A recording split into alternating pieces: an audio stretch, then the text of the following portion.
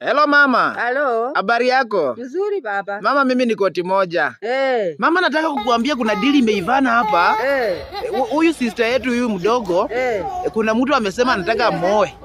Na kuna mashamba, kuna mang'ombe amenionyesha mpaka mimi nimeshangaa sana. Si tumpeleke? Sasa unaona huyu mtoto anasoma na unataka kumuuza. Sasa masomo itasaidia nini mama? Ona mtu gani huyu anataka na afungwe? Mtoto mdogo miaka 15 anataka apeleke aende asome ama aoleke na nani mzee huyo? Hapana, si mzee. Huyu mtu ako na miaka 45 peke yake. Hata kama miaka 45 na huyu mtoto miaka 15 na anasoma ako grade 9. Sasa unataka kumpeleka wapi? Sasa sababu anapatanga zero sasa mama. Ni nini anafanya shuleni? Si aulike tu alete ng'ombe. Unaona hao wazee ndio wanaletanga kuletea watoto ugonjwa. Na hata ako na watoto yake rika yake na anataka kuoa mtoto ya wenyewe. Sasa mama, nishakula ng'ombe mbili. Sasa wewe mwenyewe utajua na wewe mtu. Ukipata pesa shauri yako rudisha. Mimi sina mtoto yenye nauza. Niko nakwambia hata ukiwa karibu na kuua. Unajisema somo. Sasa mama. Hapana.